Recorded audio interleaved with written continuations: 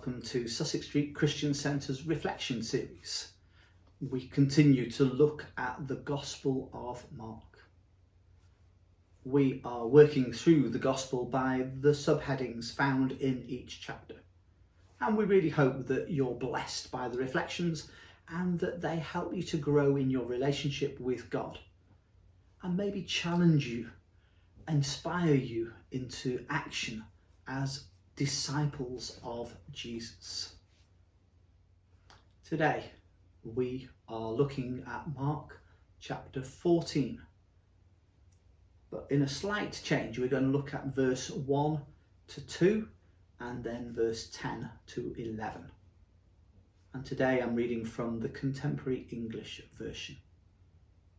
So Mark 14, 1 and 2 and then 10 and 11.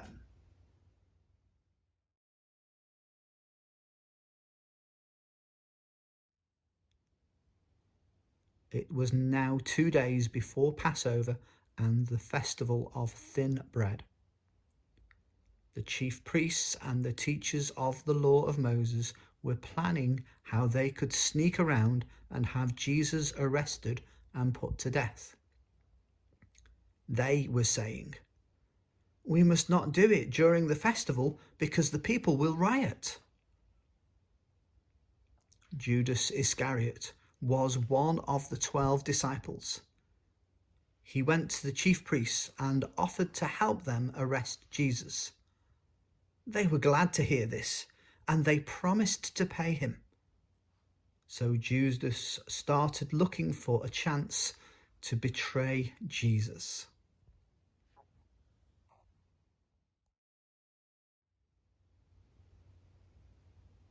Each of the gospel writers report Judas' betrayal with remarkable restraint.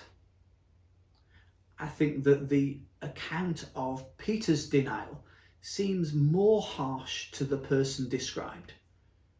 So in Mark, in his gospel, he gives the shortest accounts and simply conveys the facts about Judas. But I wonder why that is. Why let Judas off for his actions and yet be so hard on Peter? Maybe that's something for us to ponder. Clearly we don't know what motivated Judas, and we're not told how Judas felt at this point in his life.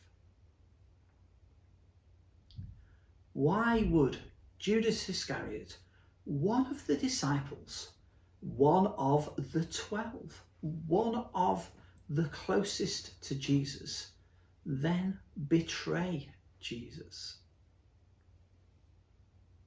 It's very likely that Judas expected Jesus to start a political rebellion and to overthrow the Romans in that way. After all, that's what the Jews had been calling out to God for all of these years. But there is another reason. As the treasurer of Jesus' closest followers, the holder of the purse, Judas almost certainly assumed that he would be given an important position in Jesus' new government. After they'd successfully seen off the Romans, Judas expected to have a high position. But all that changed when Jesus praised Mary for pouring out the expensive perfume. Maybe that was the last straw for Judas. He had perhaps suspected for a while that Jesus wasn't going to have a traditional pecking order type of power structure. Jesus taught, "Be like children. The first will be last." And maybe on this occasion, Judas finally understood that Jesus' kingdom was not physical or political, and there was no room for those who wanted power over others. Judas knew the leading priests had it in for Jesus. They'd fallen out several times, and he knew they would have power to arrest Jesus. So that's where Judas went. He was greedy. He desired money and status, and he knew that he couldn't find that and couldn't find fulfillment if he continued to follow Jesus. So he betrayed him in exchange for money and favour from the religious leaders.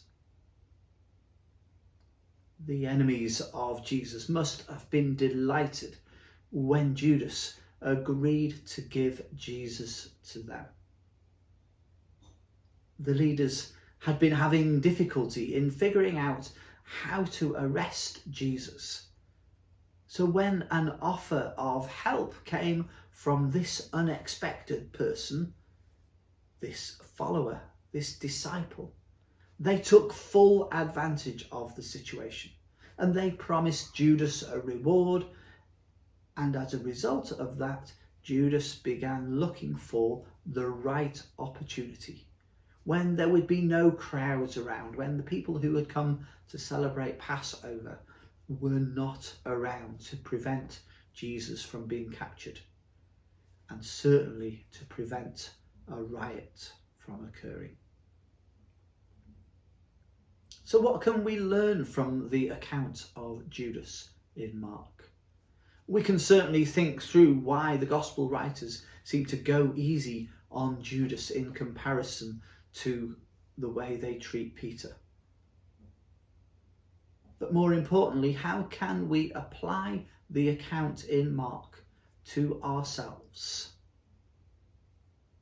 One thing we might consider is that all of us should guard our thoughts and our lives. After all, if one of Jesus' disciples, one of the inner group, could fall so far, then maybe the same could be true for us.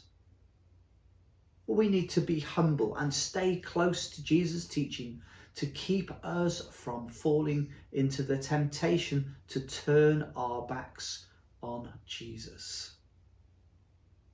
Let's pray together. God, would you help us to guard our thoughts? Would you help us to come in humility in every situation? Would you help us to know and understand what it means to be a follower of you?